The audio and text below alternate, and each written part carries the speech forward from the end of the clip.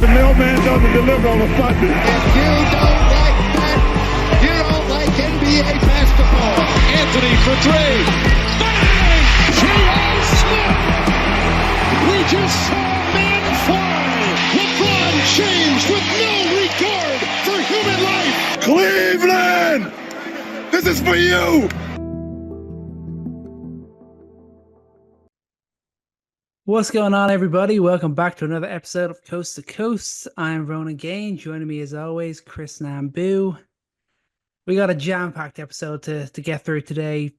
Free agency, yeah, maybe some people are saying it's been a bit boring, not a lot has happened, but in reality, a lot has happened. There's been some big changes. There's been some big re-signings, some big signings to new teams. So there's a hell of a lot to dive into. We're going to do our best to cover it all. There's probably going to be some points we miss. We're going to start with the biggest deal, of course. We're going to talk some Paul George, both sides of that deal. Then we'll get into the Warriors, the Mavericks, and just move through till there until we can get to a look at some of the deals that haven't been done and some of the underrated deals too. But we're starting with Paul George. Like, I figured we'd start with Kevin Porter Jr. first. I don't know.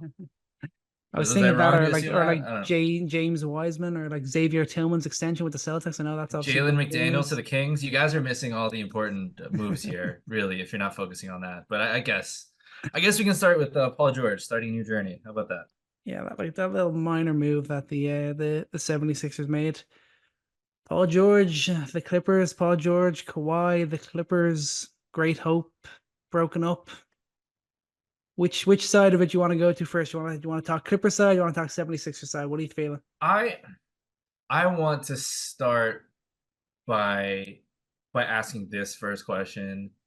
Is this the best free agency move that the 76ers have had during the Embiid era? Yes. Yes, it is. And I wanted to ask that question, and I wanted to say yes immediately, but then obviously Jimmy Butler always lingers in my mind. But I feel like it takes on a different tone here, and the stakes are a lot higher, just given the fact that we're entering what feels like could be the last window of Embiid's prime. Truly. I don't think anyone's talking about it because we don't want to talk about it. It's depressing to talk about, but given what we've seen from Embiid's health, like, this could be it. And hopefully we're wrong, but it's a significant possibility. So it felt like this was the only real difference maker in free agency for them, and they went out and got him. Embiid eyes and all on national television, they went out and got him. And I think we should just start there on the positive of, like, what could this mean for the 76ers, a team that arguably has the second best player in the NBA when he's healthy, has one of the most exciting rising stars in the league, and just has had the worst playoff luck, and mostly to do with injury. So there's a mixed bag here in terms of getting in a guy who is, as we know, injury prone over the last few years, tends to only be healthy when it's a contract year. But on the flip side, this could be fun. Yeah, I mean, think of it this way.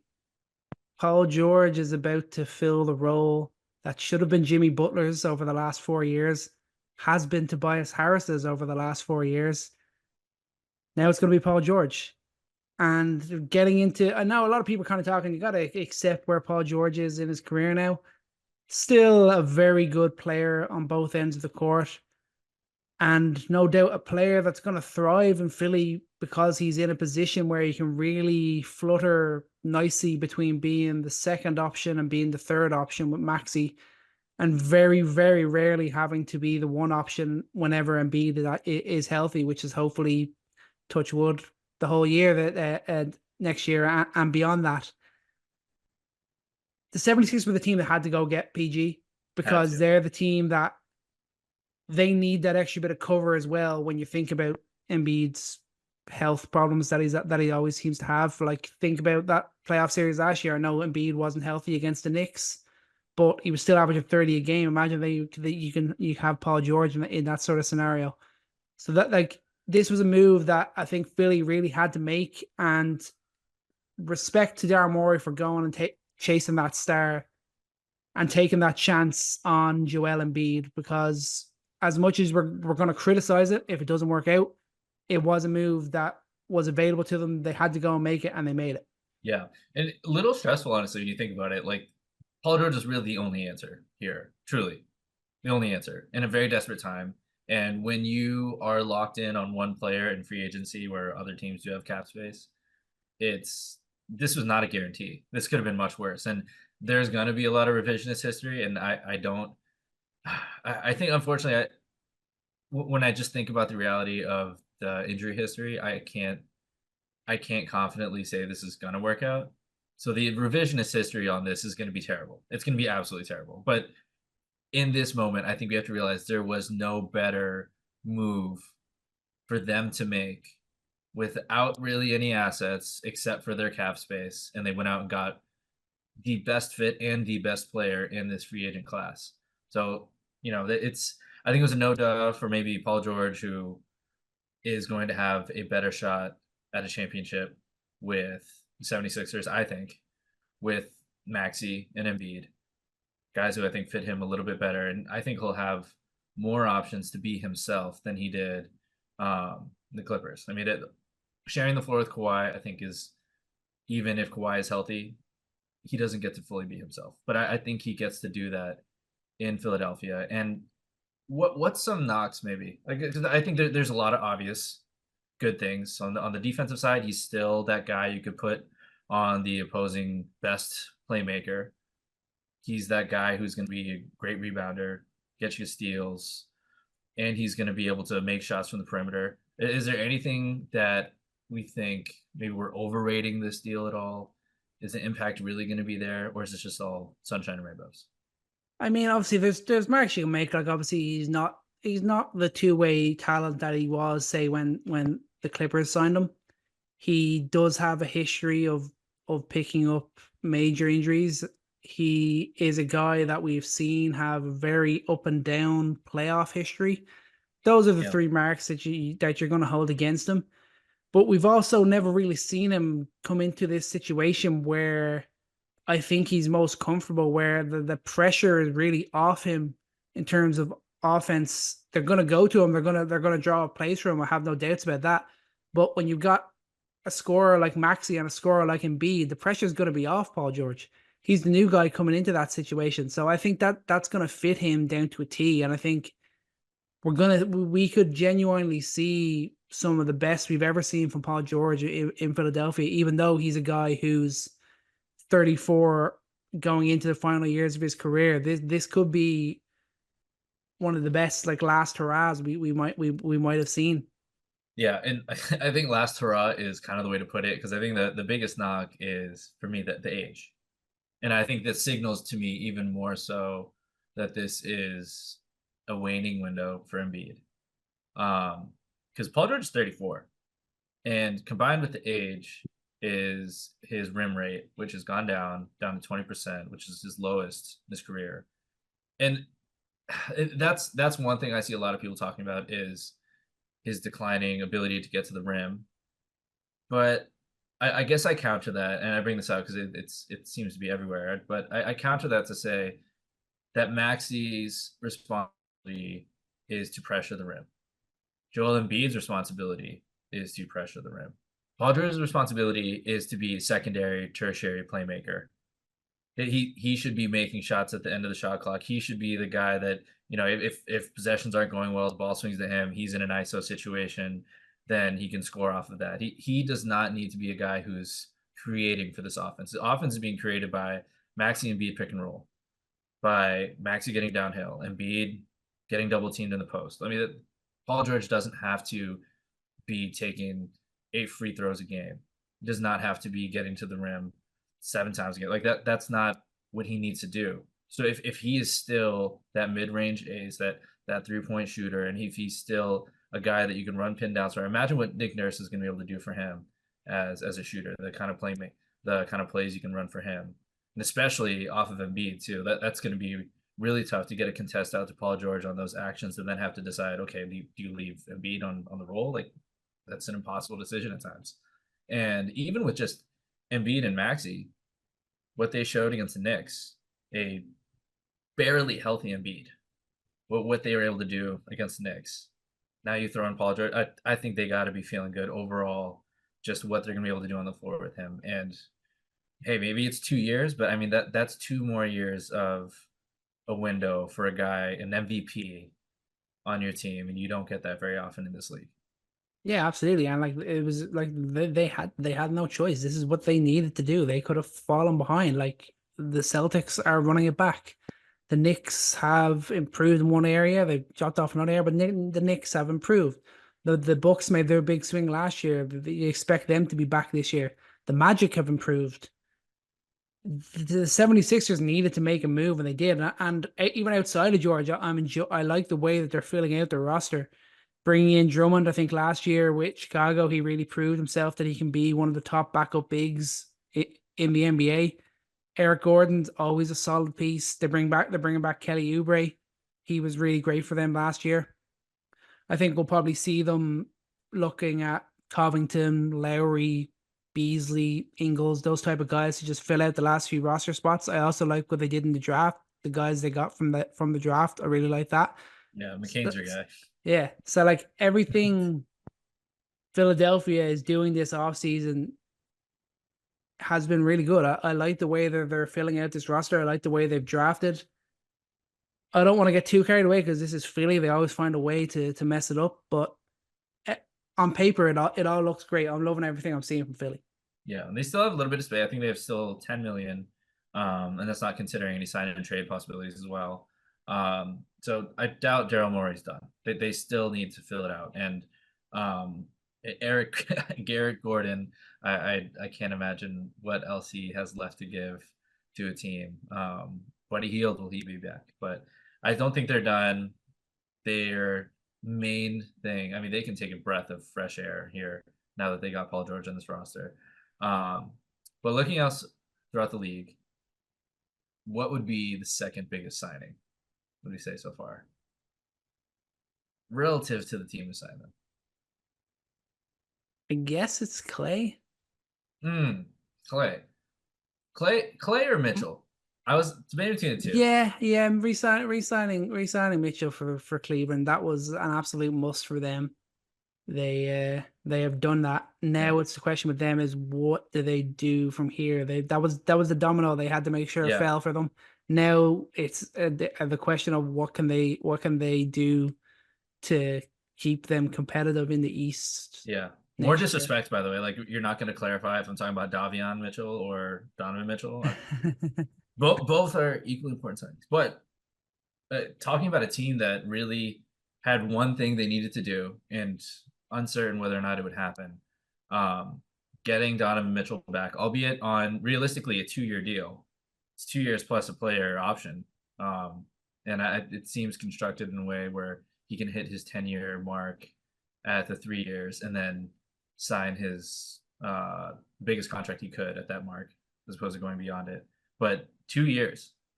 So unless major changes happen to the roster this offseason, which, I mean, it seems unlikely, to be fair. There's not, in this market with so many buyers and not a ton of sellers, where are they going to make that swap at? But I'll counter myself on that in a minute when we talk about Jared Allen. Like, who's the first domino to fall after this one? Because you need a Mitchell, but you also need to make change. I think that it's an obvious answer, though. I mean, I want to see them go and get a legit 4. Miles Bridges is there. I have not thought about that. Miles Bridges is there. Probably would have to be sign and trade situation. Not sure what sort of deal that they would have to work to be able to get him, but I've been very adamant. I think they need to split up the 2 big lineup, because the biggest thing is it's not like Minnesota where we've seen it work. It's not like other teams that have a lot of size where I've seen it work. But neither Allen and Mobley are, for the most part, both traditional bigs. Neither of them are going to space the floor. You just have to call time on it. It's been solid for them, but they need to find a way to really dive into Mobley, to really put a leap of faith in Evan Mobley's ability to be that lone big and move into the next phase of this Cavaliers team, and that involves, I think, you're not going to trade Evan Mobley. You're going to trade Jared Allen. It involves moving on from Jared Allen. Yeah, absolutely. I mean, I think that's been the no-brainer from what we've seen from Mobley in the offseason and what we were able to, or in the postseason, and really truly understanding that his greatest potential is at the 5. And Miles Bridges is interesting because obviously we have our reservations about him as a person, but as a basketball player and what he offers on the court, his versatility offensively, having his best year on that side of the floor, that would be a big signing if they could figure that out. And 3-way trades are possible here because when we think about teams with gluts of centers, not just the Cavs, but look at the Trailblazers as well. There are teams out there who literally just don't have centers on their roster. Yes, the Knicks have Achua and Mitchell Robinson, who we never know how many games you're going to squeeze out of him. Those are two teams that don't have them yet. I guess I'm assuming. We better have them. Yes, but we don't have them right it's now. very necessary. But Knicks, New Orleans, who do not have a reliable answer right now at center, two teams who would be really vying for a guy like Jared Allen if there's a 3-way deal to be had, if that's the thing. Bridges, I didn't think about that. That's a good name. But yeah, Cavs are in an interesting spot here. Given the fact that this is not a sigh of relief, this is a get back to the drawing board and fix this because this is fixable. They need to make moves now because the window here 2 years, and really like kind of 1 year. Like you need to make serious improvement on year 1 of these two before the player option to really be convincing. Yeah, I mean, there's pressure on Cleveland now. They've taken like one weight off their back. Now it's the next 2 or 3 that they've got to do to be able to improve the roster. They're going to be a team to watch all summer to see what sort of trade, what sort of moves they're going to make. They're definitely an interesting one to keep an eye on moving forward. Yeah, let's get back to your number 2, Klay Thompson. Klay, yeah, wow. I mean, I can't believe it. Like as much as I've never been a big Warriors guy, a big Splash Bros guy, I mean, it just feels wrong that Klay Thompson is going to be playing in a different jersey. I mean, I know like this is the business side of basketball. You just gotta accept it. But it when I saw that news, when it was officially confirmed that the Warriors expect to lose Klay Thompson, I was like, this is wrong. It's just heartbreaking for Golden State fans. Yeah, truly. like it's gonna be so weird to see him in a different jersey. And now you're in that spot with the Golden State. Like, where do they really go from here? Not to say that keeping Klay would have kept them as contenders or anything like that, but they're giving up on Klay, but saying that they're going to keep pushing to be successful in the final years of Curry. Yeah, the pathway just it seems very blurry right now. Let's touch on that quickly because I think the Mavs are a fun and wide open conversation from what they've done here in free agency. You want to talk about teams who are falling behind that are not really making any strides? Yes, it's early days free agency. You still got how many more days left we got? 11, 10, 9, several, many. Yeah. Things could change, but you do objectively get worse.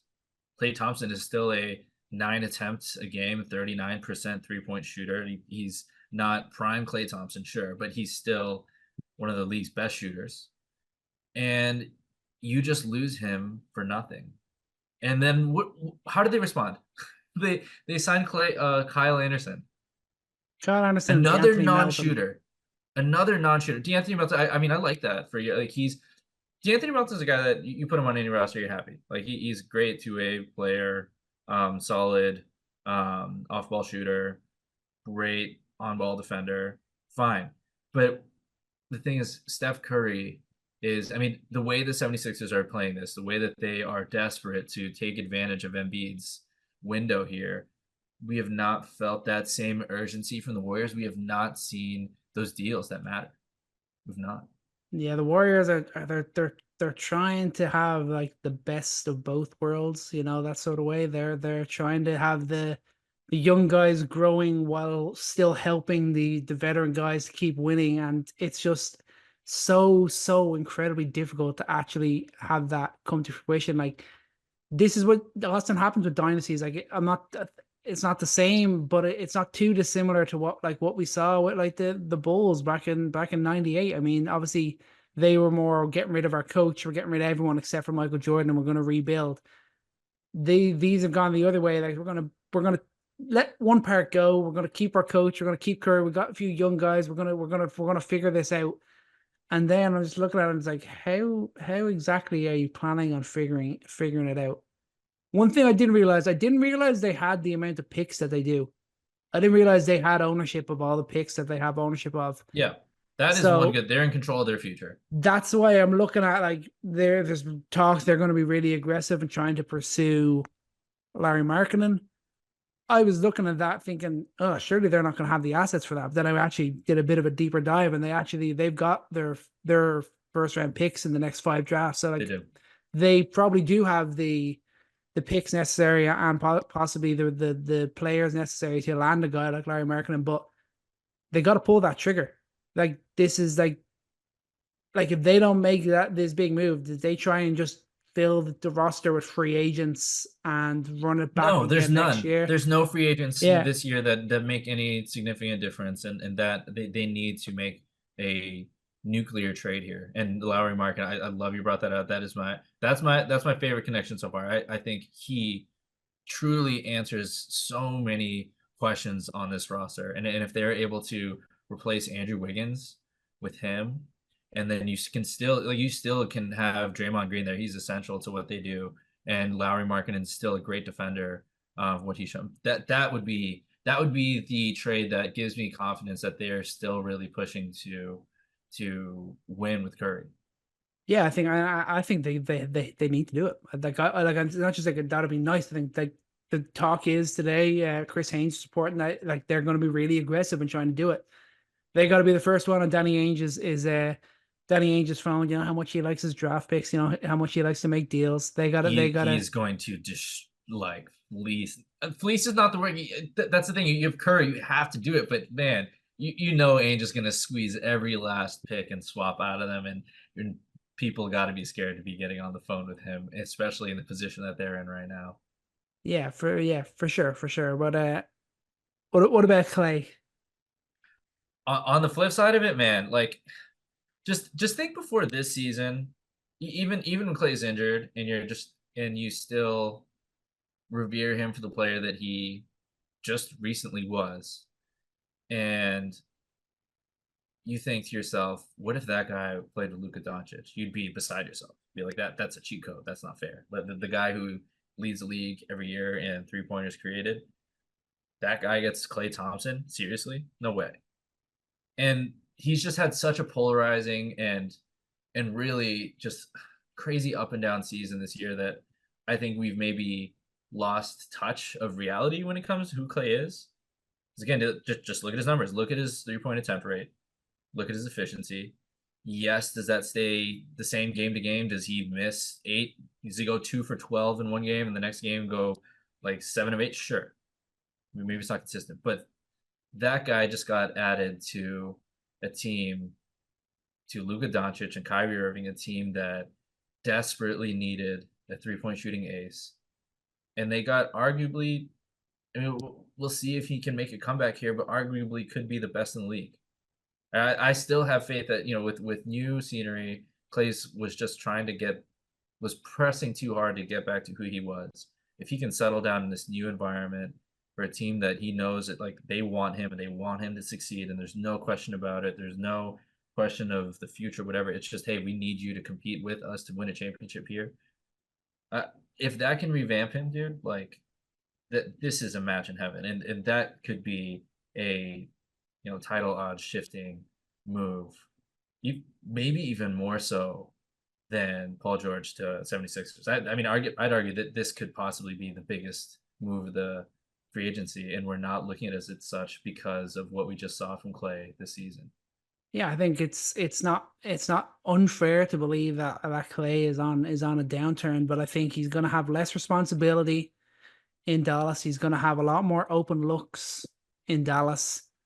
Yes. And I think I'm kind of in a camp where I'm like, I think he could go either way. I think he could really outplay this deal and it proved to be an absolute steal.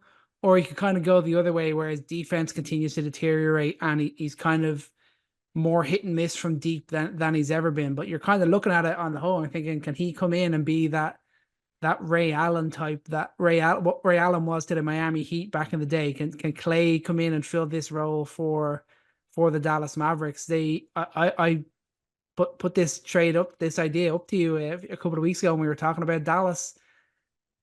It's definitely an upgrade. It's definitely a risk worth taking for the Mavericks. And if he gets back to being like a 40% 3-point shooter, playing alongside the guys he's going to be playing alongside, like that is scary. I maybe be he a basically already is. I mean, he's yeah. 1% off. Slightly It's just below game that. to game variance, Yeah. but. And I'm just like, the only thing I worry about Dallas a little bit is maybe just the size that they're going to be playing with now. But Yeah. But in terms of what Klay's going to bring on the offensive end, it could be absolutely could mean death for a lot of other teams. Yeah, and even if he's still the shooter that he is this season, if there is no regression to his career mean that we see, he's still an over 9 3-pointers attempted per game guy, hovering right at 40%. And he's still Klay Thompson, and he still demands a defender to be right up in his grill for 30 minutes a game, whatever he plays. And that is something the Mavs don't have.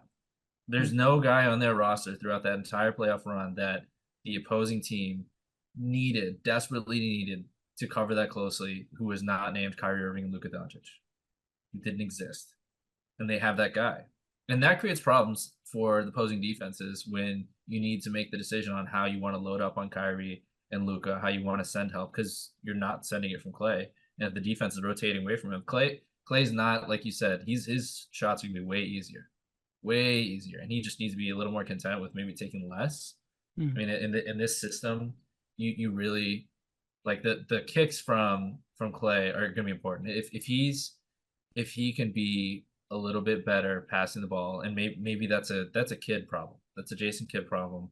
How do you introduce him into the flow of this offense? Because a lot of it flows from, taking advantage of the advantage that Luka or Kyrie just created for you. If he's just chucking threes in the way that Hardaway Jr. would at times, that would kind of kill the flow, and you're not really getting that attacking the closeout the way that you want, then maybe we have problems then. But still, I mean, this guy is going to create so much space for Luka and Kyrie. It's going to be amazing. Yeah, I mean, just like think about it like this. I just picture Klay getting the looks that we saw PJ Washington, Derek Jones Jr. get last season. And if they don't, then there's a wide open lane. And who's using that wide open lane? Oh, you got the two best lob threats in the league. You just widened up the lane for them. Oh, you just got, and this is great podcasting. You just got one of my favorite slashers in the league, Najee Marshall, coming down the lane. Let's talk about him, man. Let's talk about these other guys, because I think that this is not just about Klay. It's about what the Mavs have done collectively, because for me, they're the winners of the offseason so far. Just given the position they're in, running it back after being in the finals. What do you do on the margins? On the margins, they got Klay Thompson. Just talked about him, how amazing he's going to be. But I think one of the most underrated moves here is getting a guy like Najee Marshall. And we'll talk about your boy Grimes in a second. But how do we feel about that? It's interesting. I guess, like, obviously they've basically replaced Derek Jones Jr. with Najee Marshall on a slightly, very, very slightly friendlier contract. Obviously, he's not quite the athlete, not quite the lob threat that DJJ was. But in terms of what he brings, I think he might be a steadier presence within the Dallas team maybe than what Derek Jones Jr. was. Yeah. And maybe I'm just a Najee Marshall stan, but whenever you watch the Pelicans and you watch Najee Marshall step on the court, there is a serious change in tone. I mean, he and Jose Alvarado what they do coming off the bench. I mean, they set the tone for that second unit, and they do it in the open court.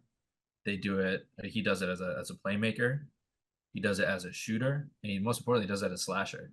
And comparing him to what they lost in Derrick Jones Jr., is he the rim protector? No, he's not the rim protector. He is.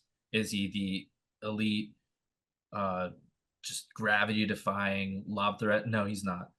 But he's a more reliable shooter. He's a more reliable playmaker. I mean, this is something that I think Mavs fans are going to love. Is when Derrick Jones Jr. Catches pass in the corner and he needs to attack the closeout. He had some surprising moments where one dribble, two-step, he's in the paint and floats a shot over, or he tries to get a contested lay-in, and those are kind of hit or miss. And he improved a little bit on that throughout the season. But when you get the ball swinging to Najee Marshall and he's attacking a closeout, that is a guy who's a creative finisher. He uses his size well. He's a very big guard. He's got the agility of a guard, but he's got the size of a wing. And not only is he able to take 2-3 dribbles, get in the paint, but he's also a fantastic passer off the bounce. He does not get a lot of credit for that, but that is something he's going to be able to do. And he's shown a lot of talent getting lobs up to Zion. And you just got two elite lob threats right next to him. He's going to fit into this offense so well. He's going to be such a perfect glove fit in a way that I don't think is being talked about, because look at his stats. They're not crazy, but he has so much untapped potential on a Pelicans roster that was just too deep at the wing position. He never got the time to do it. But in Dallas, he's really going to be able to shine. Yeah, I mean, he's going to be picking up Josh Green's minutes. Obviously, Josh Green's gone out to Charlotte. That was part of the Klay deal. So I mean, I wouldn't say it's dead set what the Mavericks starting lineup is going to be next year. I think there's kind of I would have to assume they told Klay he's going to start. That was probably a reason that they were able to get him, that they were convinced him to come over like the Lakers or something like that.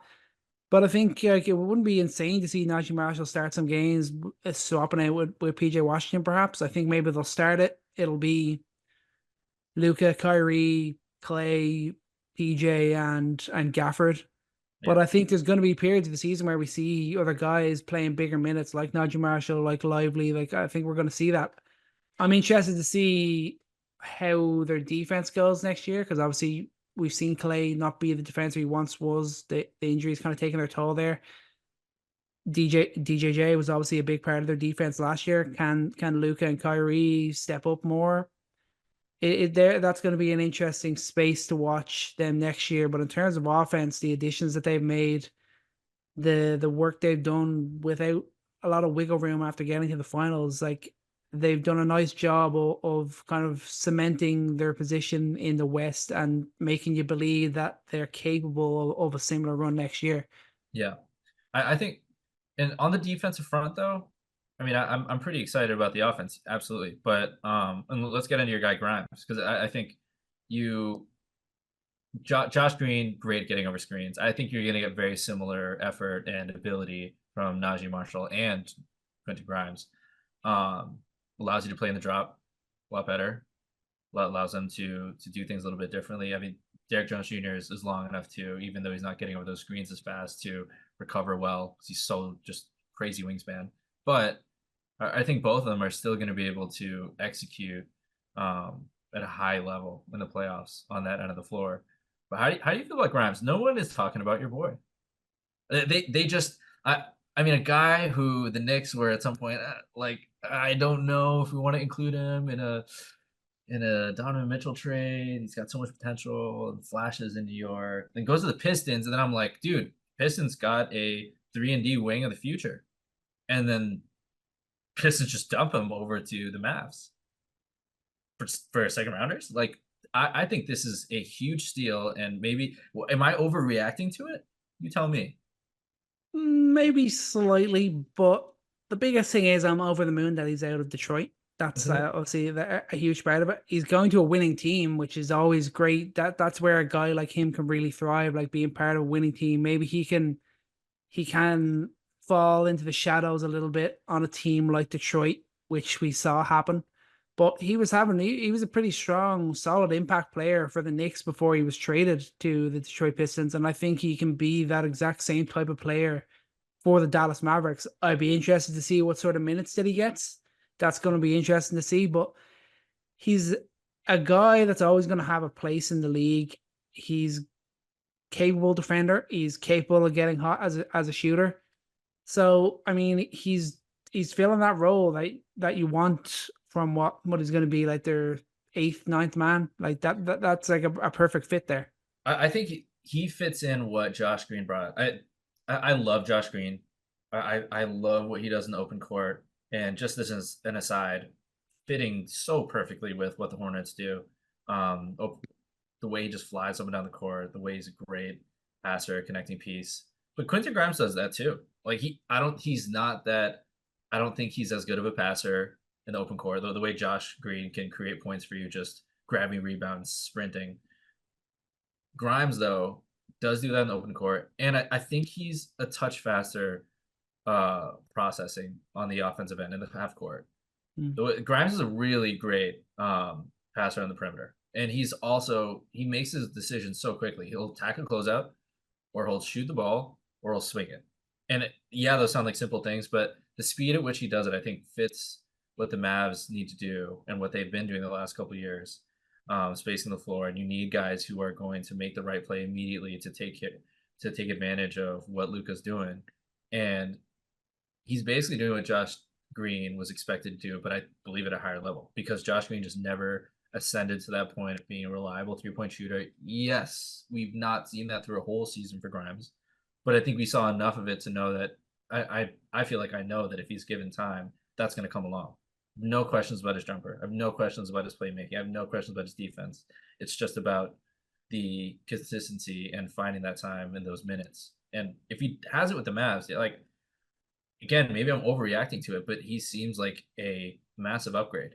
Najee Marshall seems like a offensive upgrade, and you don't lose too much defensively. It seems like the Mavs just made it to the finals, even though they're injured, and are coming out of free agency even better. Yeah, so you want to call them the winners of the offseason so far? Yeah. I can't convince myself of otherwise. And I'm definitely happy they got off Tim Hardaway Jr., especially for a guy that's going to be better defensively, and for a guy that will not demand more shots but might end up shooting at a similar sort of clip, which is definitely a nice move. Before we go too far into it, we got to go back up and talk about the Clippers. Do we? Uh-oh. We gotta mention the Clippers, because obviously they traded it all to land as a package to land Kawhi and PG. That package they sent was to get both of them, I think. Yes. Then they doubled down on it last summer when they went and got James Harden. And now it came to a position where what I think was very clear, Paul George made it very clear to them he wanted the 4 years. That was the sticking point. They come out and say they only wanted to give him 3 years because they wanted to avoid the second apron and all this stuff. But as I've heard from other people that have discussed this deal, giving him those 3 years would have had them in the second apron anyway. So that's not really the excuse. My feeling with what the Clippers did is they're kind of 1 foot in, 1 foot out here. They know they're already hamstrung with the Kawhi deal. They didn't want to get hamstrung again with Paul George as well. And that's why they knew all they had to do was offer that 4th year and Paul George stays in LA. All you heard for so long was how much Paul George loved being in LA, how he didn't want to leave LA. They knew that all they had to do was give that 4th year and Paul George remains a Clipper. They didn't want to do that. They went out and re-signed James Harden for 2 years, $70 million with a player option. Who else was offering him that? Nobody. But they went and did that because they knew they traded a lot for him and they couldn't let him go for nothing. And also they're kind of thinking, oh, maybe if Kawhi's healthy, we still have Harden, there might still be something for us there.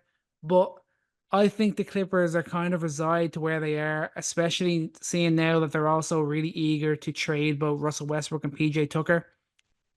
I'm looking at the Clippers and thinking they're ready to blow this up if it comes to it. If they can get the right deal. I think a dream world for them is that Kawhi starts the next season really hot and then they can find someone that wants to give them a big package. Dream world. That's what you just Freudian slipped it. It's a dream. It's an absolute dream, and the reality is a nightmare because they're never going to have their value. Nobody's ever going to trade for Harden or for Kawhi Leonard. Like this team is quickly approaching basketball hell.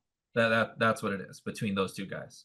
Yeah, that's totally fair. Like, but on my hot take with them and the Warriors, I was gonna say either Kawhi Leonard or Steph Curry will not be playing for the teams they're currently on by the trade deadline. What? Not that Steph Curry would ever request a trade.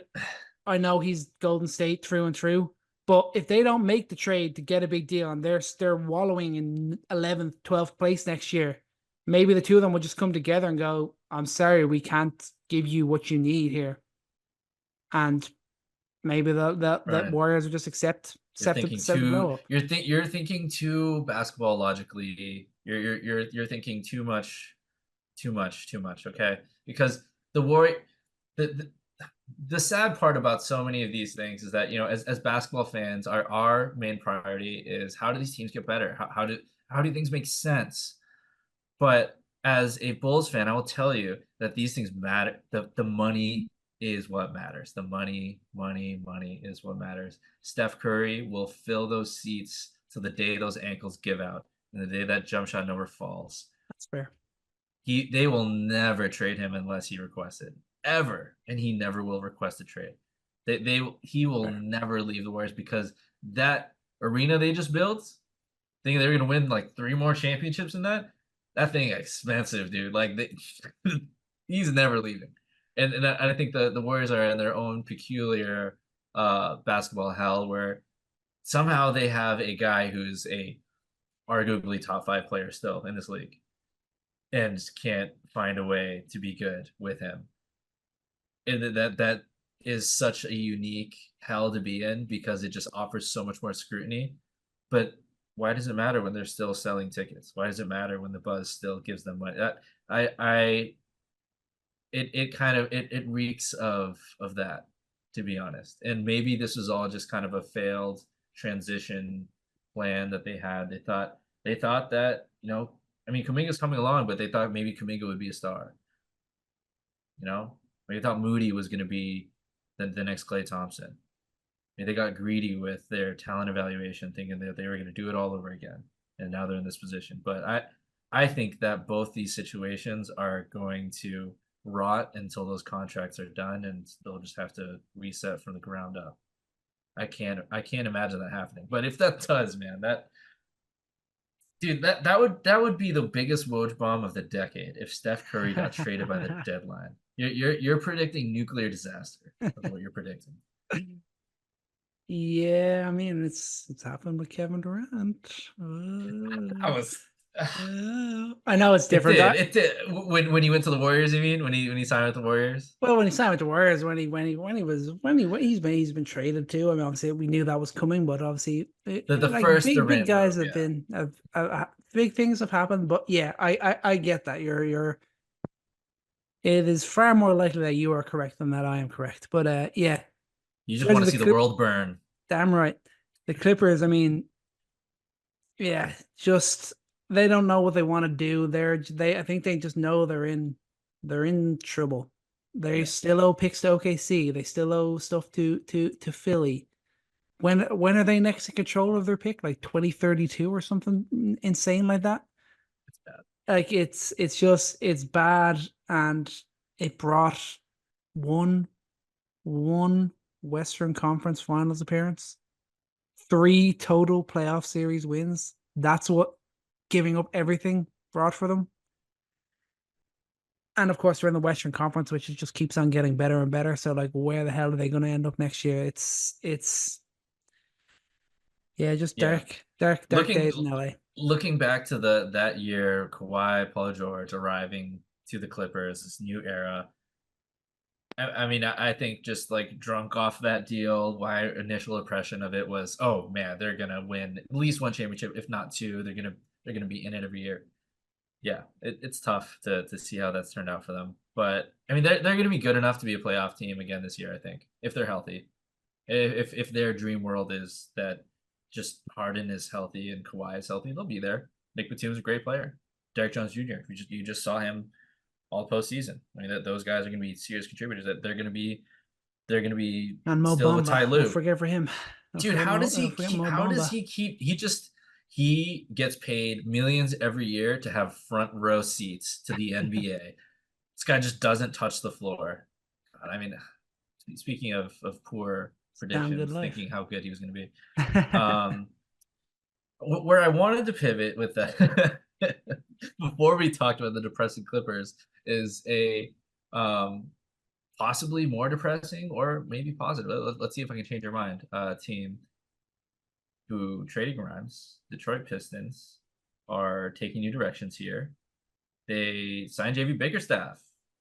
Nice. Great leader, man. Desperate to ruin Players his career. love him.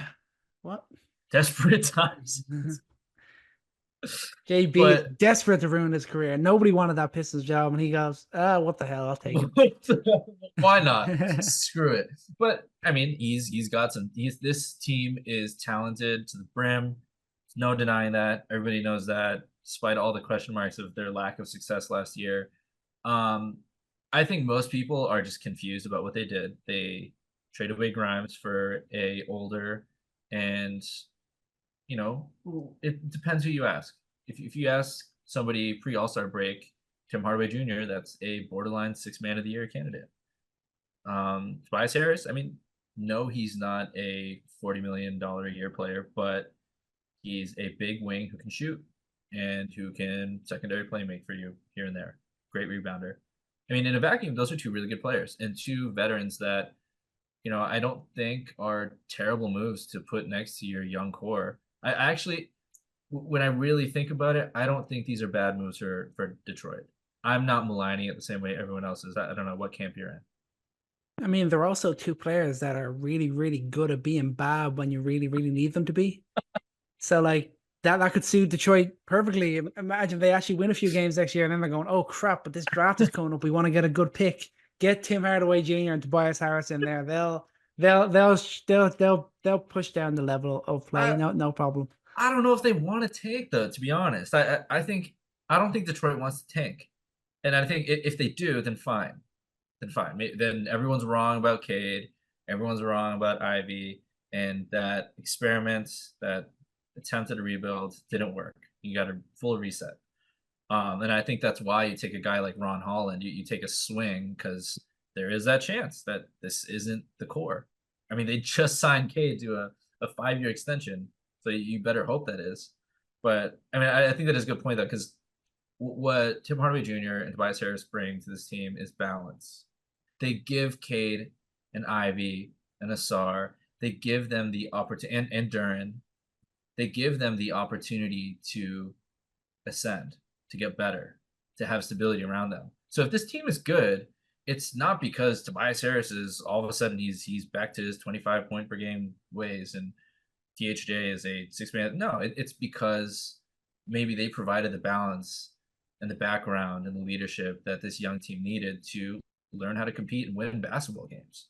And if that is the outcome because of their leadership and because of what they brought on the floor, just the little things that they do, that's a huge win. And that goes beyond the discourse right now, which is these guys are old, they don't fit the timeline. Why would they do that? They're negative players.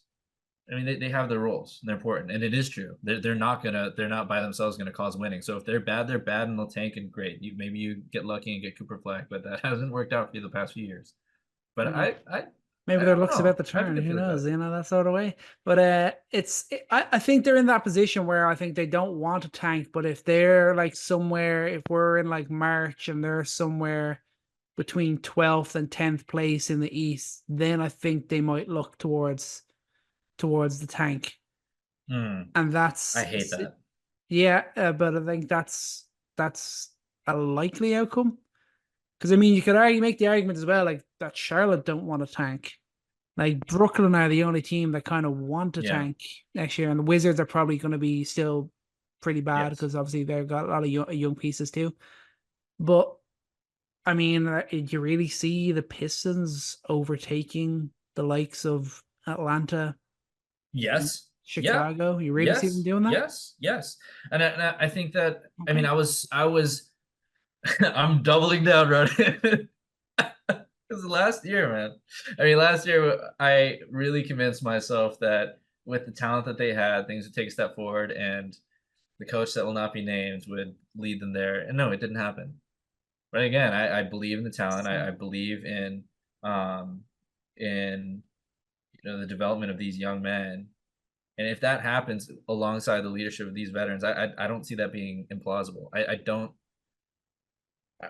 Dude, where are the Hawks going? Where are the Bulls? I mean, I pray that the Bulls are worse than them. I mean that's also tough to say too without knowing what the Bulls do. But I think that the Pistons are hedging themselves to invest in the core that they have right now and are not trying to have the same abysmal season that they had. And again, a lot of this has to do with money. So right They here, can't right keep doing now, that. the You're Detroit gonna make Pistons are going to be a playing team. come on, man. Come on, man. Yes. If they're Maybe. if they're gonna get better, if you're gonna be better than the Hawks Yes. and the Bulls, then they're gonna be a playing team. That's what you're I saying. I think I'll hedge and say this, that I think that they will be trying to be a playing team and will be close. I Look think at it that this they will way. be trying. I think they will Very, be trying. very realistic to say that they can be better than the Wizards, the Nets, possibly the Hawks. Let's see what else happens with them. They obviously still have Trae Young. Possibly the Bulls. Possibly the Hornets. So I mean, it's not What about the insane. Raptors? Yeah, the Raptors as well. There's so many. I think that It's it's not so many insane to question think marks. Yeah, they could be if Cade really finally has that season where that you're really like, oh crap, right now we get it. Now we get why they maxed him out. Now we get why he was the number one pick. Him and Duran can form a little duo there. We see more growth from Asar. We see more growth from Ivy. THJ, Tobias Harris provide that veteran impact that they need. Like, it's not insane to think of them being the number 10 seed. it's not. It's not, and I think that these moves push them closer to that. Maybe I what you scared you pushed me in a corner and forced me to make a hot take. And you know what? I will. I'll take the bait. I'll take the bait. Yes. Yes. Okay. I'll do it. Okay. I like it. I like that ambition. Let's stick in the East. Let's move up to a team that are a little bit higher up the rankings. The Orlando Magic. Yes. Yes. Potential second place winners. Yeah, I mean, love what I've seen from them. Re-signed everyone they needed to re-sign. Re-signed Harris, re-signed Batadze, re-signed Wagner, and they've managed to steal KCP away from the Denver Nuggets. That they just added a guy who can shoot 40% from deep, but also provide that defensive intensity that the Magic love to play with. Great improvement. Fun stat I saw. Use tracking data to look at defenders who defended the opposing best offensive player. And number one on that list, Derek Jones Jr. Number 2, Lou Dort. Number 3, I'm blanking on. Number 4, KCP. And we've seen it time and time again. Oh, Caruso was third. But KCP, an all NBA defender, a champion, 2-time champion, adds exactly what this Magic team needs and fills in perfectly. I mean, maybe we'll get to the Nuggets in a bit, but just losing that guy is insane, and gaining him for this team that's ascending. I mean, the Detroit Pistons need to look at what the Magic are doing now, because the Magic took the Cavs to 7, a team with a bona fide all superstar and Donovan Mitchell, took them to 7, and it was a reason. I mean, the Cavs were so just drained after such a battle with the Magic. I mean, the Magic show that they are ready for that moment, and I believe in their player development. We've seen it. We know Paolo Banchero is going to keep getting better. We know that this roster is full of dogs. We know that they are a top 3 defense in this league. You added another dogging KCP, and you added that spacing. They need that spacing so bad. They are a couple shooters away. They just added one. They need growth from within their roster to really crack this thing wide open. But when they can get some shooting around their slashes, around Banchero, this team is gonna just open wide up. This is gonna be a scary team.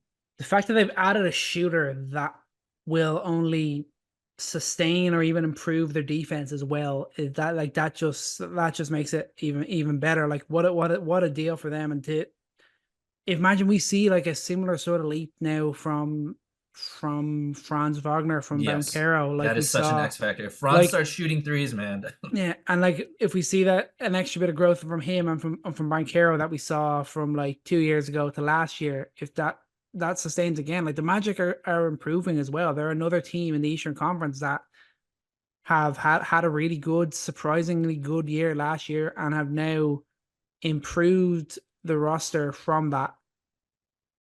So I mean, watch out! Like that's the Magic. They're making smart moves, and they've still got the guys that probably untapped potential. Think of like an Anthony Black and a few other guys like that. Yeah. But the Nuggets side of it, I mean, I sent this to you. You can make a legit argument that they've got worse year on year since they won the championship.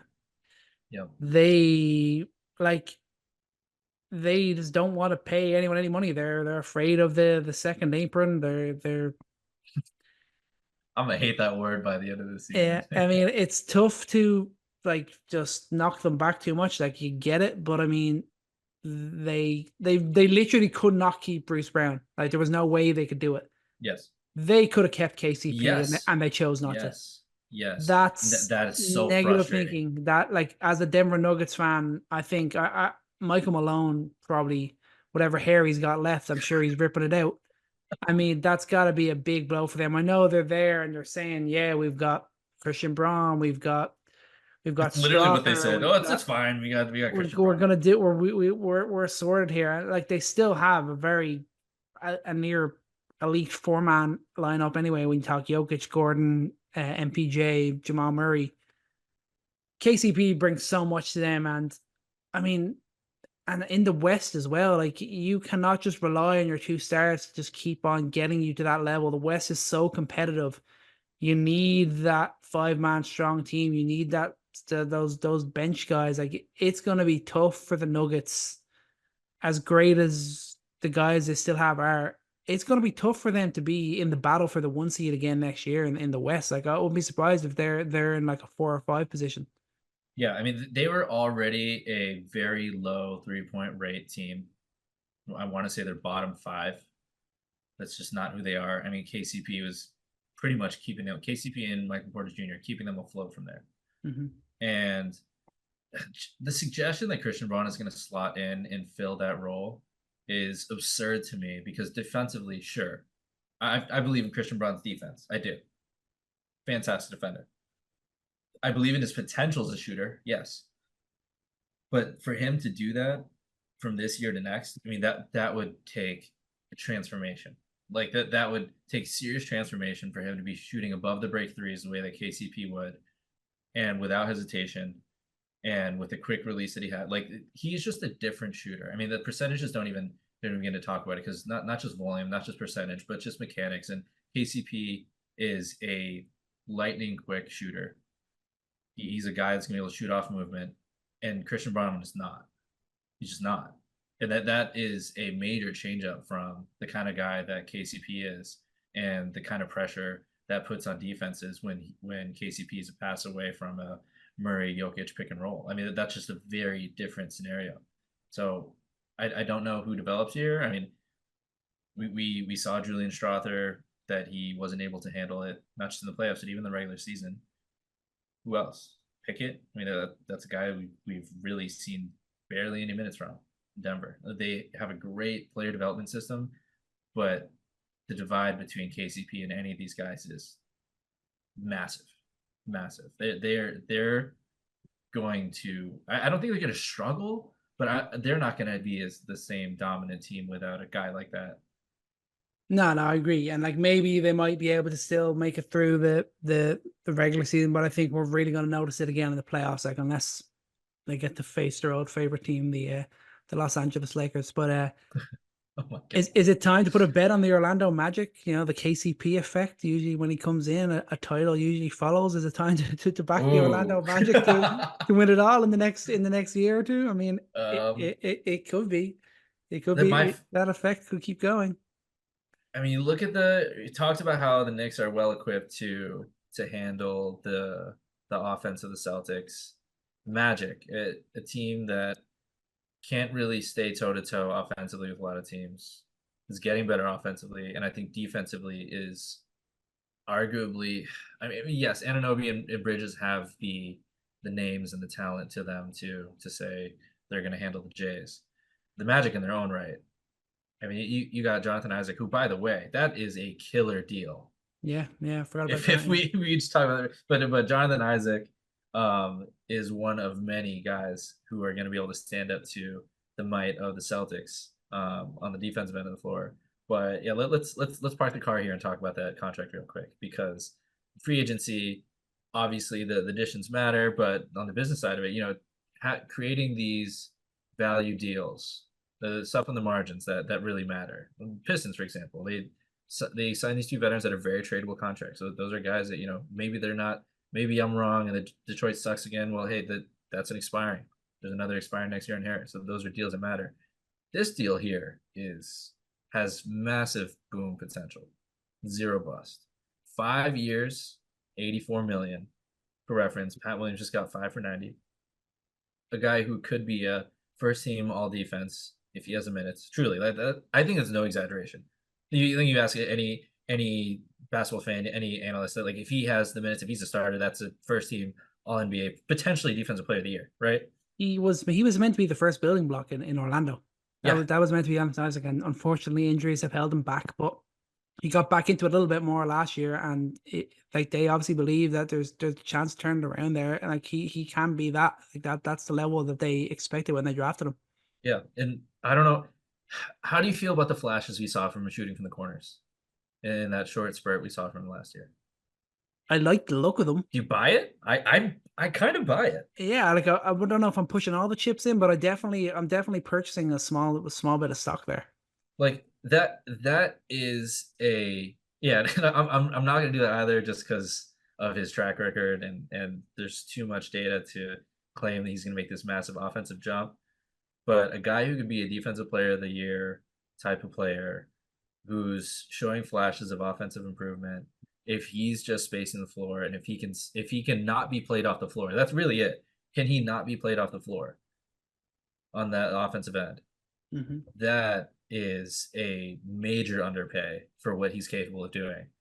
And that just goes into maybe he's not a long-term piece for them in terms of how good he is, and maybe that's a trade for a star type of thing. Maybe that's a trade for you know, maybe better fits.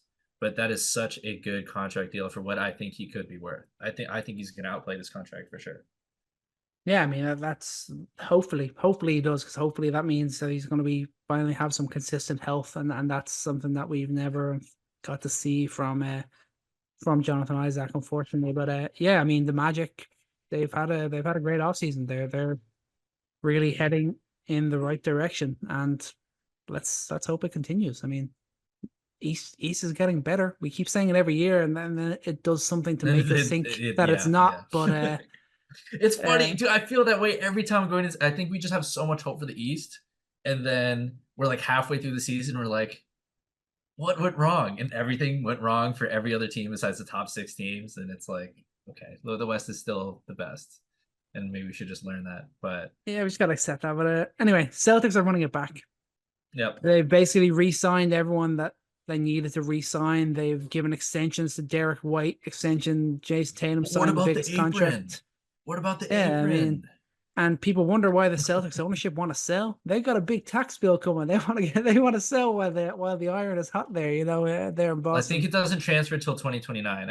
I saw the clarification, so they'll still be in control of the team until 2029, 2020. Yeah, they can find a way to avoid paying until 2029. I'm sure they can. Yeah. They can figure that out. But they've made all the right moves. Yeah, not much to say. The Celtics, just nice to see a title winning team, legitimate, run it all back the following year. That's Nuggets could learn something from that for sure. yeah, that's something we haven't seen from over the last few years.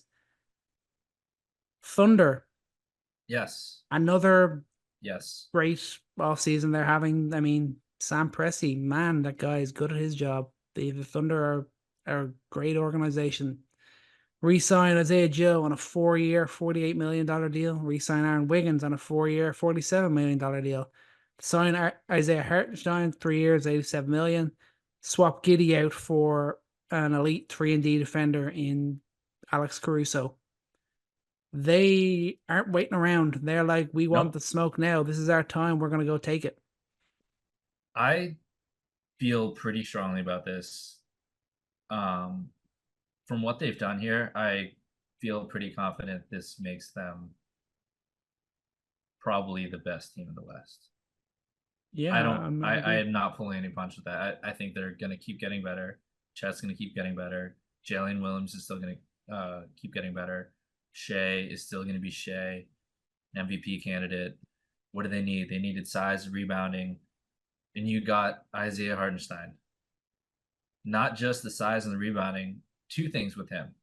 One is we saw him test out his range in the past, and it wasn't terrible. I serious, like if that's something he can show in OKC, you know, in New York they were never going to let him do it. Number one, maybe that's something that he experiments with in Oklahoma City. And the other important thing is his playmaking from the elbow, and what that allows them to do with Chet. There's so much lineup variability that they can have with him there now. They can play double big, and they can work off of each other there. They can still play. They can put Chet at the 4, and I'm just really excited for what they can do with this roster now, because it feels like 100% complete. It feels like they were just a little bit away on the margins, and they added even more insurance for the perimeter defense and shooting with Alex Caruso. And are they not just a complete team now at this point? They really feel it. And like to be able to, like, there's nothing better than go and see a team that finished as the number 1 seed last year, that is still very young on paper, go and say, what's the point in waiting? We're already here. You know, if you're good enough, you're old enough, the old saying. So like they're ready to go here. They've made a big splash. They've gone, you don't say all in because they obviously didn't make the huge splashy trade or anything like that, but they've effectively have gone all in on this team, because obviously extensions are going to be coming over the next few years for Chet Holmgren, for J-Dub as well. They've gone all in on this, and like I'm pretty confident saying that the OKC Thunder will be the number 1 seed in the Western Conference again next year. No, not just that. I think that they are by definition, I think they are the best team. I think they're the best team in the West. And I say that now because of the completeness of the roster, and because of their, having a top 5 player, arguably top 5 player in Shea, and how much better we know that their secondary stars are going to get, and their depth, the shooting, the defense. Like, they are hands down, to me, the best team in the West. And they're passing teams like the Nuggets, because the Nuggets are not investing in their team the same way that the Thunder are. Yeah. I mean, that's fair. I think it's I don't know what they were before, but I wonder what their odds changed to once they signed Hartenstein. I wonder if they are the favorites to come out of the West. I know obviously the Celtics are the heavy favorites to win it all. I can't remember where the Thunder ranked on the list that I saw, but I mean, I just love everything that the Thunder are doing. They've been like, what they've done since moving on from Russ. Obviously, they were helped out a lot by the Clippers, no doubt. But what they've done since then in building up this team has been really, really impressive. On the flip side of the Hartenstein deal, the Knicks. It's a big loss. I get it. We just couldn't afford to bring him back. He would have made I think 20 million less re-signing with the Knicks. Like, I cannot blame him for going and getting his money in a team that's still going to compete for a that's championship. going to really be competing. Yeah, like 100% competing. But that leaves a big hole in the Knicks' big man rotation, especially with how little we can rely on the health of Mitchell Robinson. Yep. We absolutely have to. I think resign Precious Achua. Let's see how it goes, and maybe we're getting towards the deadline. Maybe we have to make a move for another big man. But I think re-signing Precious is the minimum the Knicks have to do now, and then see how it goes. Like if Mitchell Robinson's healthy, that changes everything. That's huge. Like he was so great for us the start of last year. He would have still been the starter had he not gotten hurt. So I mean, he's still a great player. It's just there's always that worry that you just don't ever believe he's going to stay healthy for a full season, even half a season, a full playoff run. You can just never have that belief. They also re-signed OG Anunoby, that 5-year, $212 million. No messing around. I like what I saw from the Knicks. They just said, we're not letting him go. Let's just give him whatever he wants. And that's what they did, and that's what they had to do. Yeah, all business there, and the need for a center will probably persist into the trade deadline, and that's why the Magic securing their guys is important. I mean, Goga was a great option.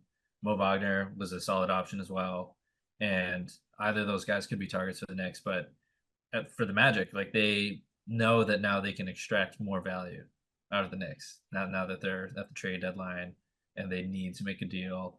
Maybe the Cavs, maybe you're looking for a Jared Allen. Maybe you go knocking to the Trailblazers. They have 100 centers now.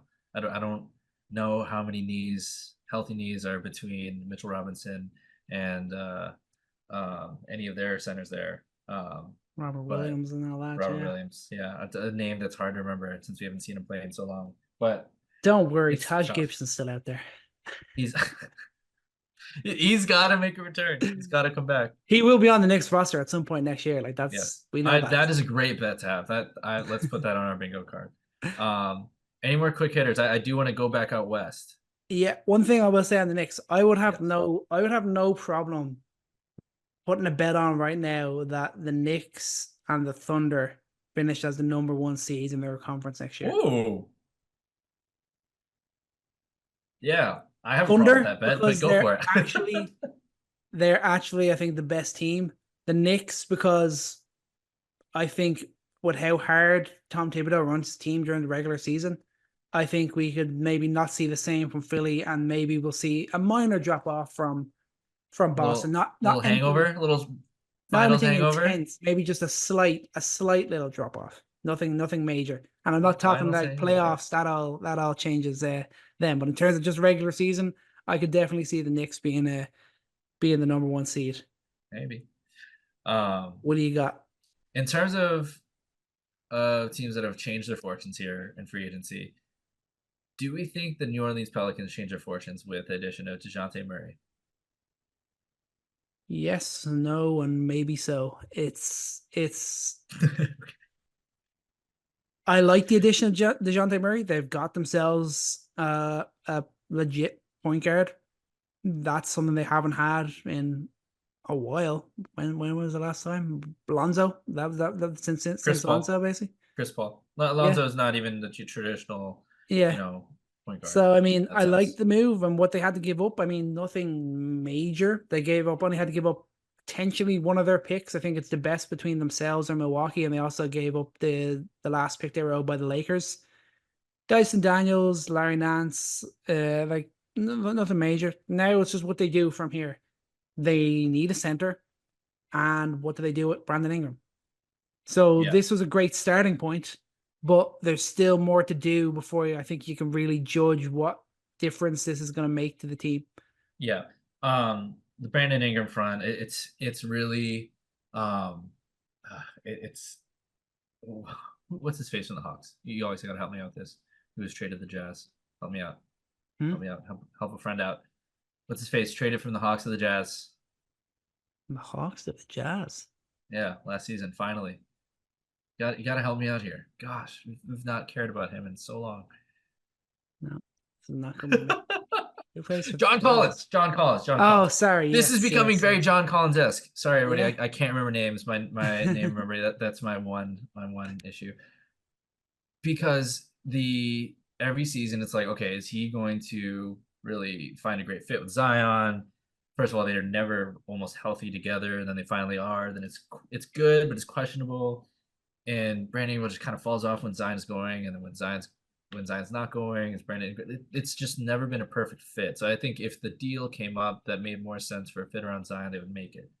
That being said, I think this introduces even more issues now with DeJounte Murray, because I think DeJounte Murray and Brandon Ingram are going to occupy a lot of the same space in terms of the way that they like to handle the ball. I mean, you need to have DeJounte Murray have the ball for him to be the most effective on the offensive end.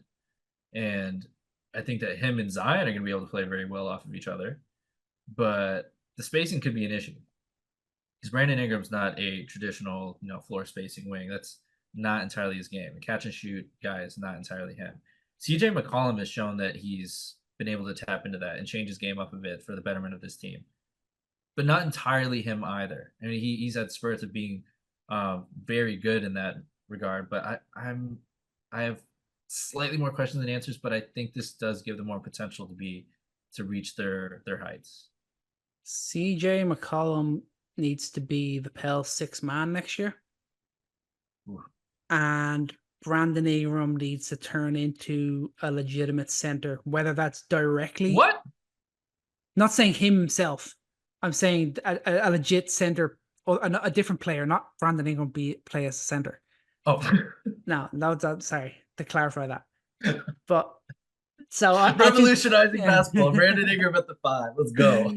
I think they need to move on from Brandon Ingram, and I think they need to bring in another center. Like, if the Pelicans starting lineup next year is DeJounte, Trey Murphy, Herb Jones, Zion, and say, like, I don't know, try Jared Allen as an example, like, then I'm like, okay, this Pelicans team had gotten a whole lot better from last year, and you could even look at them as one of the teams that could usurp the likes of the Warriors, the likes of the Clippers. Like, it wouldn't be insane. The Lakers they as well. Already did. Yeah, like the Lakers. Does this change their tier though? Does this take them from being a bona fide play-in winner type team, 7th, 8th seed, to being more of a 5th, 6th seed type of team? I would love to say yes, and on paper it does, but again, the ultimate $1 million question: will Zion Williamson be healthy? And that's what it's all going to come back to. If he is, absolutely, they can be a 5-6 seed. I think the center is still the question. Maybe Zion at the point center, but defensively, that's tough. But then you also add in the fact that, and this is a very interesting dynamic of this team now. Trey Murphy is a very underrated elite defender, and then Herb Jones is a known quantity as one of the best wing defenders in the NBA. And then you just add in DeJounte Murray. Their perimeter defense is stacked. Maybe you can survive Zion at 5 a bit. Yeah. If Zion can play at 0.5, maybe there's something there. Maybe that's it. But without enough front court depth, it's tough to predict that. Again, without Brandon Ingram and CJ McCollum really providing, I mean, they were just like MIA in the playoffs. You can't walk away from that series, and I think that's why you get a DeJounte Murray. I think I have a lot more faith in, Zion not being healthy or Zion not having it going. Okay, DeJounte, let's see you do something, and then maybe you have more options. Brandon Ingram, work off of what DeJounte is doing. Maybe you can attack some closeout. You can have your Paul George-ish moment instead of being the guy. But yeah, I don't think it does it for me either, and that's a bummer for me, because like I love the addition, I love the defensive potential, and I love the playmaking, but I still don't think this team is complete yet. Which is, I mean, I love their competitive fire, man. Like, they bring it on the court, but they were just so obviously outclassed when they met the Thunder. Yeah, and like the roster still just doesn't make complete sense that it needs to yet, but that could still change between now and the start of the season. I wouldn't rule it out. You got any more quick hitters before we kind of go on to the teams that haven't really done anything, or the remaining kind of major free agents? Okay, quick hitter.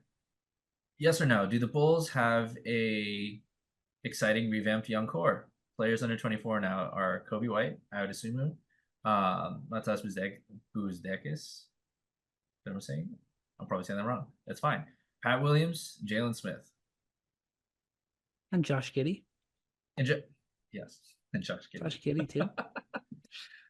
Yes or no? I mean, Buzelis, sorry. Matas Buzelis. No. No. Okay, fine. I'll give it to you. I'm more excited to see how they end up how they get off of Zach LaVine's contract. That just seems to be so hard for them to do. Apparently, they're also trying to get off Lonzo's deal. How impossible that is that going to be for them to do? That's kind of where I'm looking at with the Bulls. But I would like to see that be kind of the main squad that runs out next year. Let's just see what they can do with that. Let's see Kobe White be the lead guy. Let's see where that can go. They can get us Cooper Flag. That's what I'm hoping for. Moving on. Raptors, they obviously extend Scotty. And a somewhat polarizing extension to Emmanuel Quickley. Overpay, yes or no? Probably a slight overpay, but the position that they're in, probably on par, I think. Okay. Davion Mitchell, does he have a future with the Raptors, or is this kind of just a swing? Do you see the vision? I can see the vision. Backcourt, defensive backcourt, IQ, Davion Mitchell, that's going to be fun. Very disruptive. A lot of playmaking there between IQ, Davion Mitchell, and Scotty. Maybe Davion Mitchell, his shot starts to fall. Seen a little bit of it, but not enough for the Kings to actually want to keep him, so they drafted a rookie. That was enough. But I believe in it. I'm buying it. I think they'll be fun next year. I'm intrigued to see him find a standing in the league. I'm intrigued to see what he can do as a member of the Raptors. And nope. Quick hitters, done. Oh, wait, no. Quick, congrats to Obi Toppin. Very happy for him to go back to the Pacers. Yeah, me too. That's great. That's a great deal. Big yay. And hi, James Wiseman, now a Indiana Pacers. Okay. He's kind of like the poor man's DeAndre Ayton that they wanted before, I guess. Maybe. Sure. Next Jalen Smith, I guess. Maybe, sort of, kind of. Who knows? And my last one. Moves that nobody's talking about. The last one. The one that you didn't even mention. Dyson Daniels of the Hawks. I'm excited for him. I did slip that in. I didn't read that, but I mentioned his name. I'll make it even quicker. But Dyson Daniels of the Hawk, I'm very excited that he's going to fit that DeJounte Murray role a little bit more comfortably alongside Trae Young than DeJounte did, because he doesn't need the ball as much, and he can work on being a true secondary playmaker and be himself, be that open court creator, be that defensive ace that he is. On the other side of it, AJ Griffin leaves the Hawks, traded for pretty much nothing to the Rockets. Yeah. And after his year 2, age 20, only played 20 games? This 62 games last season. I love that flyer for the Rockets. Does he stick there? If he's healthy, let's just say he's healthy. I want to say yes, because AJ Griffin's a guy I've been so excited about since he was in the draft. I wanted to see him get a run, how it go at it, but unfortunately we haven't seen it due to injury. And now he's going to a Rockets team that just has like every player in the world on their team. So it's like, where is he going to find minutes? Even if it is clicking for him, even if the shot is falling for him, it's still going to be really tough for him to find minutes there. I hope so. I hope he's healthy. I hope we get to see him have minutes on the floor, start flinging threes. Hopefully it works for him. But with how stacked the Rockets are, it's tough for me to say that that's going to be a sticking point for him. And they have a lot of they do have a handful of wings that are D and no 3, and I truly believe in his 3-and-D potential if he can stay healthy. And they need that badly.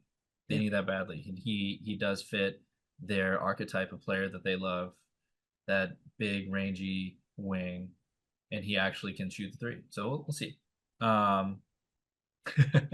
Last quick hitter. Excited for Denny Avdia in Portland? ? Yeah, that was a weird one. I actually kind of love it. Yeah, I love it. I like actually it. love it. That's a good move for Blazers. It was a peculiar move. It just kind of came out of the blue. When I was working when that went down, everyone's kind of like, what? Where did this come from? Why does this happen? And then they were all kind of like, Yeah, I actually like that. That's a nice feel. Yeah. I mean, they've quietly, I mean, they've got some competitive defenders on the wings there, and you just added a guy in Denny who is we've been talking I feel like all podcasts today about great defenders, and that's kind of what this has been about is real impact two-way guys, and Denny is that. He's shown flashes shooting, shown flashes as a playmaker. I mean, he's too young, I think, to give up on that side of the ball. On a Wizards team that had no idea what the hell they wanted to do on that side of the ball, and not to say the Blazers do either. It's kind of out of the frying pan into the fire situation. But in terms of improving the Blazers defense, because the Blazers do want to get better around their young guys, I think he really brings it there, and ironically, will kind of pretty much be a veteran there for them. I like it. Kind of. Like, I mean, obviously, I like the move, but I'm kind of more interested to see what the Blazers do for the rest of the year because they're super stacked in terms of their center position, and they are super stacked in terms of the guard position. So I'm there, and I'm just kind of like, what exactly are they going to do here? Because they can't have minutes for all of them. Yeah, I mean, like just looking through the roster, like Jeremy Grant, Denny Avdia, Tumani Camaro. I mean, 3 great defensive wings. Chris Murray, I think Chris Murray could be great. Shaedon Sharp's going to come into his own. I'm a big Shaedon Sharp guy. They could get off of their centers. They have Anthony Simons that they could trade. I think Klingen's a great pickup. I hope that the Klingen starts next year. I hope Ayton. I hope Ayton gets traded or just gets just send him home. I don't think he actually cares about basketball, but weirdly, I kind of like the move and I like where they're going with this. Yeah. I mean, yeah, I'm just kind of like, how do they figure it from here? It's just interesting when teams are so stacked in certain positions. Like I think I believe that like Scoot, Shaedon Sharp are their backcourt for the future. I think they're the two they really want to build around. And Klingen, they obviously went and got him for a reason. They believe he's going to be. I mean, you're drafting out number 7. You're not bringing him in to be your backup, really. I don't think that's going to be. He could be a day one starter on most teams. Obviously, not right now for Ayton, but day one, I think he's a better defender than Ayton. Yeah. That's I think that's definitely a given. So that now we gotta get onto the teams that have actually done nothing and need to do something on those final few free agents. Yeah. Nuggets we talked about. Bucks. What are they doing? Chris is another year older. Lopez is another year older, or should we say frailer? They're really hamstrung. I don't know what they're going to do. I don't think they can really do much. I saw something saying that Doc Rivers wants to play a more versatile style of defense this year. What does that mean? I guess he wants more versatile defenders. More? Yeah, okay. I guess that's what that means. What's Brook Lopez going to do? Are you going to play? Maybe that means Giannis more. That's why the rumors of Brook Lopez possibly being available are hanging around. That I don't know what package you would need to get him. Like I think a team like the Lakers would love to get a guy like Brook Lopez, but I don't know what sort of package they could offer that would entice the Bucks because they're obviously win now mode. Something I was thinking of was, would they be willing to put more pressure on the scoring of Giannis and Dame and try and turn Chris Middleton into Cam Johnson and Dorian Finney-Smith? I mean, what? Why? Why would the Nets say yes? Why would the Nets ever say yes? What did the Bucks have to offer? Nothing.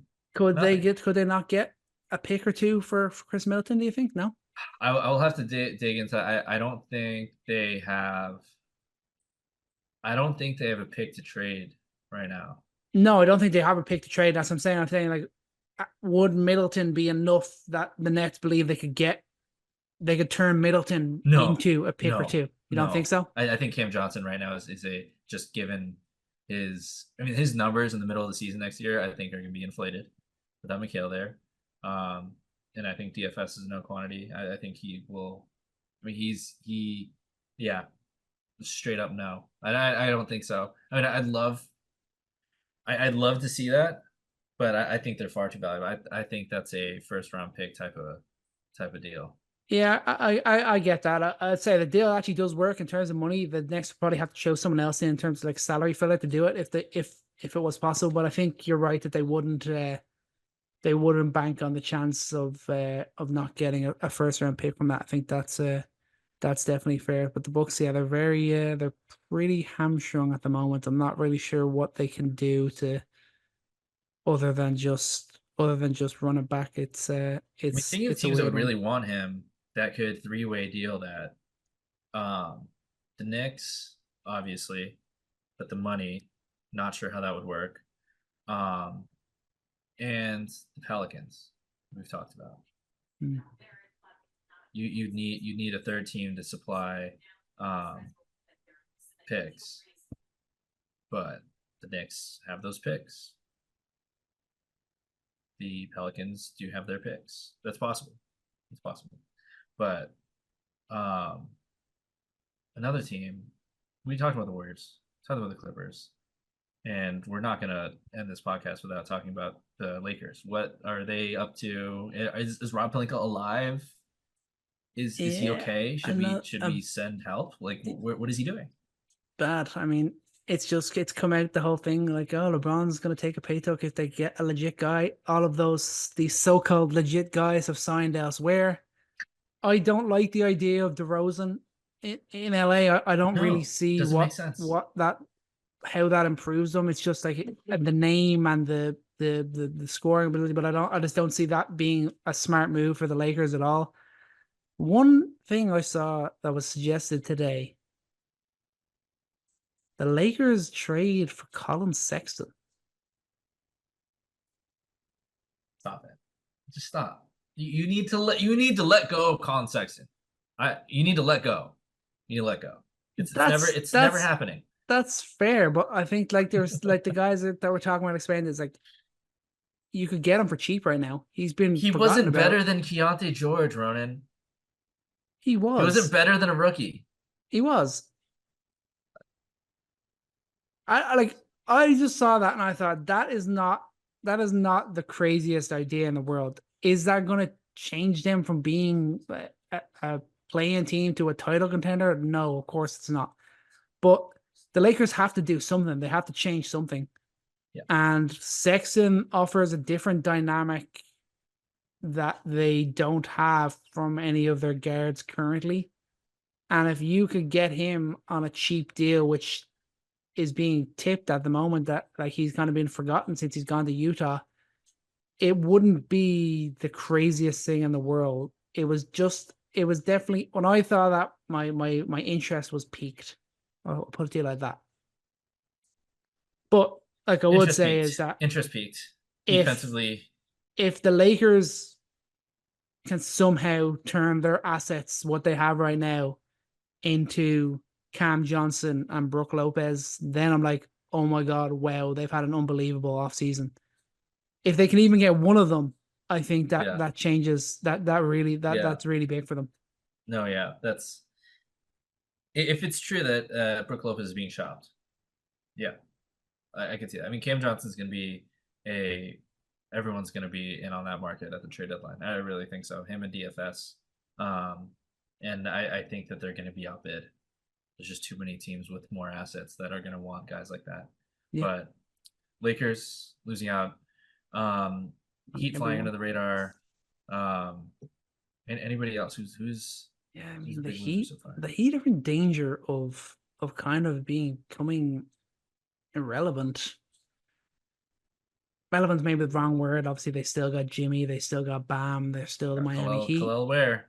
Like I said, Khalil Ware. Yeah, man, your boy got into Miami. Yeah, I mean, they need to be in any conversations to improve, because if you like look where they finished last year, and they have yet to improve this summer, and I don't really see the avenues for them to really, really improve their team. So it's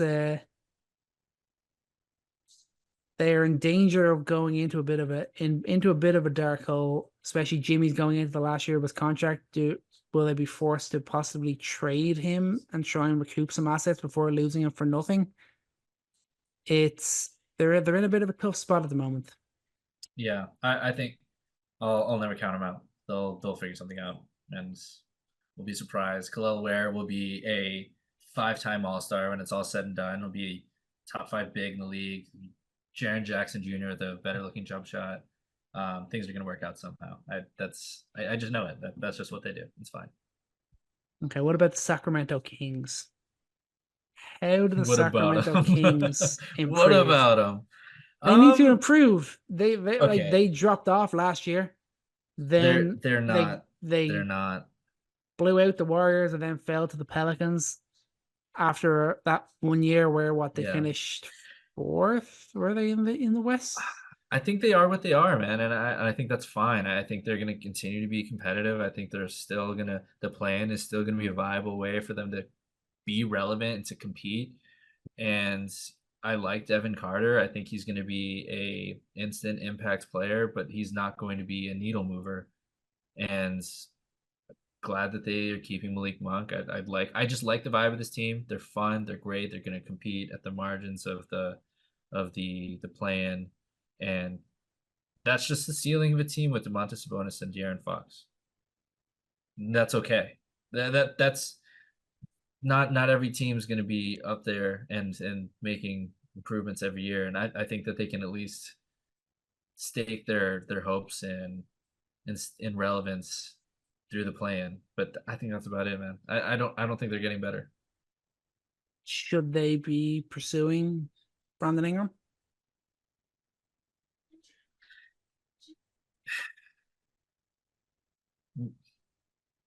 Maybe. I mean, he's the thing is that you really need Keegan Murray shooting, and Brandon Ingram is not the most willing catch and shoot guy like Keegan Murray is born to be, it seems. Keegan Murray's 3-point shooting would be a more welcome place in New Orleans. I don't know how the construct of that deal would go, but it would gut the Kings roster. It would take a gutting. But I mean, yeah, if they want to keep pushing the needle, they want to keep improving. Yeah, I could see that. I'd have to see the framework of that though. Now we're back in dream world. Yeah, I mean, how that deal would be actually structured would definitely be important. I mean, if they're giving up Keegan Murray, is there a point in actually making that deal? I think that's all the big hitters we've talked about. I think, like we mentioned, the Cavs, the Rockets, they're both teams that are going to be interesting to see if they make any trades for the rest of this summer. The Nets, do they continue to sell off? Do they hold on towards close to the deadline? Does Larry Markkinen get traded? There's a lot of interesting moves that could still be made, but let's just close it out. The last few big name free agents that are left on the market. Let's just make a call. Big names. Some sort of names. Yeah, fair. DeMar DeRozan. Sexton. Oh, DeMar DeRozan.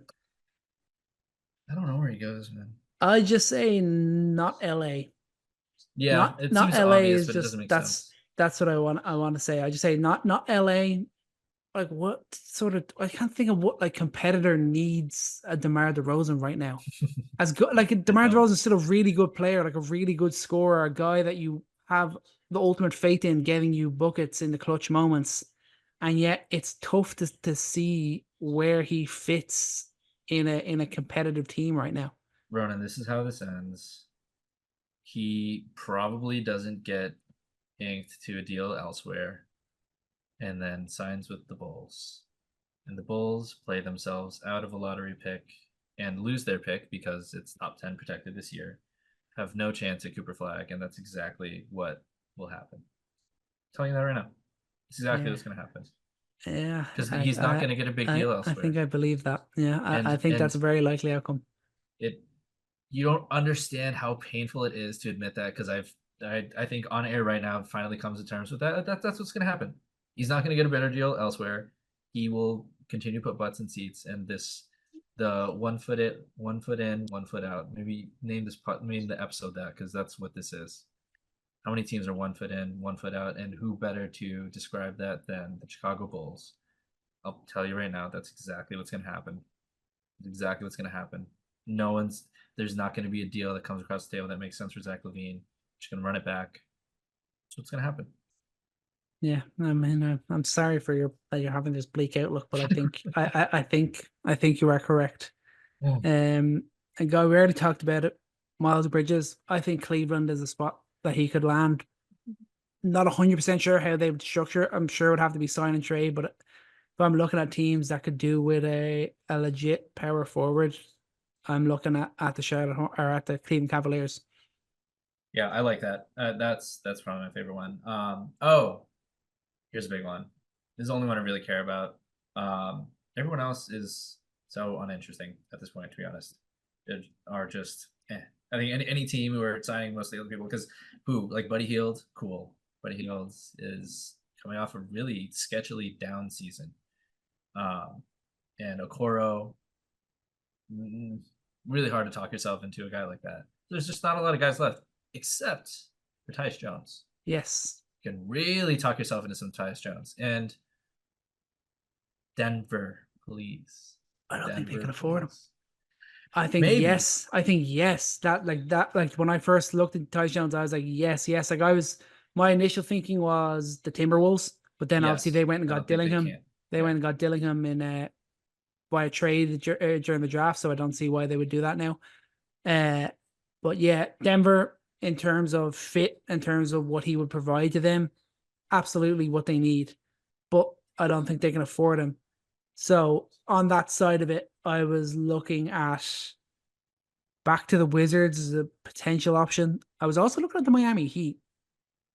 Would it be crazy for them to add like a legit, just straight up point guard? No, not at all. I think that's the beauty of Tyus Jones.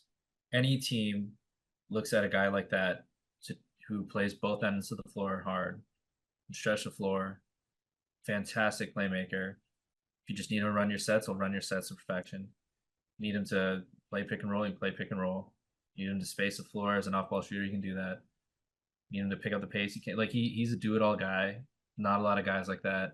And for that reason, yeah, he probably will get some solid money. I'm not sure from who, but I think that the desperation of the Nuggets is not there to go out and spend and be able to spend that much money on him.